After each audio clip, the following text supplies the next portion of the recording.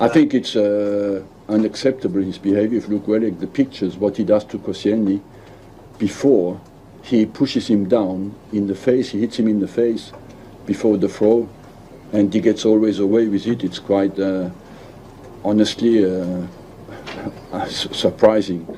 And I don't understand Mike Dean's decision at all. Not on the sending off. Why does Diego Costa stay on the pitch?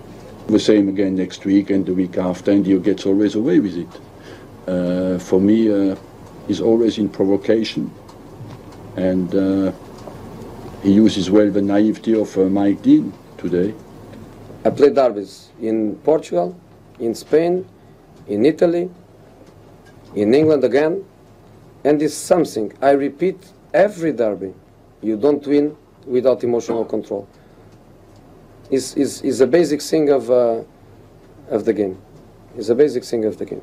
Do you think Costa I think you should speak about Gabriel Paulista. Good player. You should speak about him and about his mistake. If you want to speak about Diego Costa with me, if you want to speak about Diego Costa with me, is just to say he played like he has to play. And that's why you have full stadiums, you sell to televisions all around the world for millions and millions, because the game has to be played like that. Oh, God. If something is good, I have to listen to that again. Where did he get his brain from? No. Jose is my man, but this morning I'm giving Jose a yellow card for not allowing my media colleagues talk. He didn't even let him ask the question. No. If you Jose was just feeling, you know, the shall I say, the importance or the excitement of all that happened. There's something I think we should critically consider, because it might get down to when we will have to talk about it in the Nigerian domestic league as well. The law and the spirit of the law. You know, sometimes you need to look, the crime must fit the punishment. And in this case, it doesn't. If someone who appears to... Coming from you, it's surprising. Someone what do you mean by it doesn't? I like what Mourinho said actually about derbies. He says emotional control. And he says when I lose against Arsenal, I don't cry, I don't mourn, I just go. Which is very about key. Me and you know, Chelsea if you're playing Football the derby, you definitely want to have emotional control. Yeah, I mean, someone is not speaking to the Arsenal players. Same silly mistake by Olivier Giroud in the Champions League cost the team. In under 3 days, you're getting 3 red cards. See, I'm not saying this because it's Arsenal, and let's put this in perspective.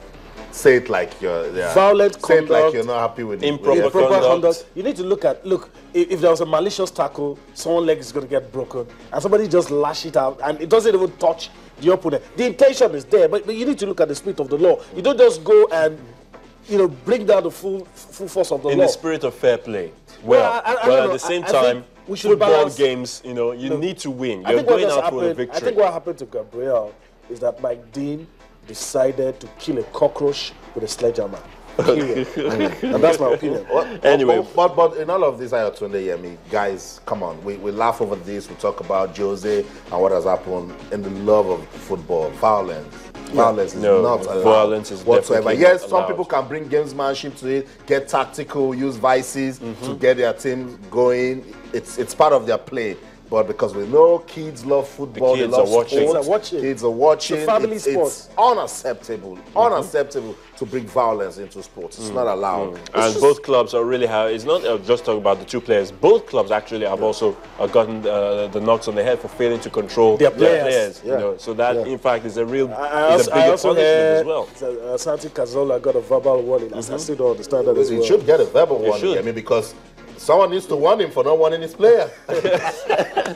All right. We can go on and on talking about it. Let's just read some messages. All right. Let's just have about 3. The fans are talking, and we love it. Keep them coming on Twitter or channels _sports. Emmanuel Poba says, Jose Mourinho should be honest enough to say when his players have erred.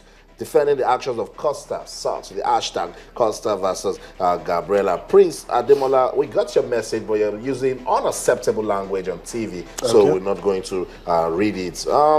Ugo Amogo says, Costa Hashtag Costa, the FA should let him be. Against Man City, they almost killed him, and no one talk. He's a great player. You are also a good Chelsea fan. This guy says... Yeah, I think it was right. I remember that game. Yeah, he was kicked, he was pushed around, yeah. But sometimes we say it here that the human element... Makes the game interesting. Because from the point where Mike Dean was controlling the game, he couldn't have seen what Costa did to Koscielny. We have the thank God for video watching cameras. it, for live TV. The last message from Idowu, he says, I'm happy about the FA's decision to charge Costa with violent conduct, while Gabriela for improper conduct with the hashtag Costa versus Gabriela. Thanks so much, Idowu. All right, thanks so much. Let's move away from the feud between Mourinho and, of course, Arsene Wenger and all the talk of what happened and what ought not to happen on the pitch of play. Let's talk about the Capital One Cup now. Of course, interesting fixtures which will be played. Games will be played tomorrow. So we'll just have them on the screen to just put you in the know of some of the fixtures that will be coming up. I'll just read some of them right here. Aston Villa will be taking on Birmingham City. Fulham will also be playing Stoke City. Hull City takes on Swansea. Leicester against West Ham United. Middlesbrough against Wolverhampton Wanderers. Preston North End takes on FC Bournemouth. Sunderland playing Manchester City. Reading against Everton. Those are the fixtures for games that will be played on a Tuesday. Actually today. Today. Yes, Tuesday. That's actually today. And for me, which game will really stand out for me now? I'm thinking perhaps Leicester West Ham. And if you look at the both teams, the Premier League, I'm looking at Sunderland and Manchester City as well. Dick Advocaat under a lot of pressure. Manuel Pellegrini as well, facing his own battles. So I love to see that one. But my experience from the Carling Cup is that on paper there are some games that you think it's not going to be interesting. But when you see them, it turns out. That's why I think that Leicester game, Leicester West Ham, is going to be a fantastic one. Leicester unbeaten so far in the Premier League. West Ham United doing the unthinkable. It's like the graveyard of the top teams. They just come, they don't take it seriously, and the smaller ones, it means the world to them. They'll come and they're not. So I won't be surprised if some of those Premier League clubs just get knocked out at the early stage. All right, interesting one. Easy calendar.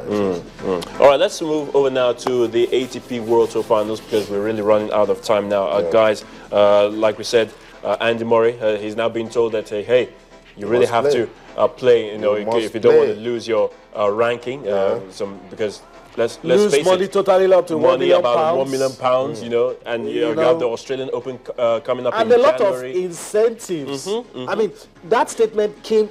It was a swift response to Andy Murray's comment. And the person that made the comment is even a personal friend. Is a personal friend. He says, look, you're not going to devalue our competition. If you're not injured, please, you just have to play. You just have to play. And they told him to forget the excuse about the hard court and clay court. Just forget it. And they didn't tell us down that they would have said to him in private, the British media, watch it. We're going to come after you. You understand why we want you to feature and you're not. Well, I guess for Andy Murray, he'll really go back and have a second thought about it, and I'm sure he'll definitely honor the call. I have a feeling by November, Andy Murray is still going to be in the top 8. So I don't know how he's going to escape it.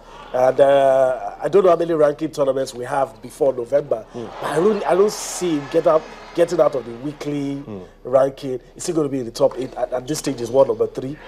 So I don't know whatever slump or whatever could have happened to him that will get him out of, because that's the only realistic way. So, but the ATP said it seems to prefer the Davis Cup. The Davis Cup, to the World Tour Finals. And it's understandable because and they are telling him that whatever you prefer to do is your choice, but we are saying that you have to. You have to be in London.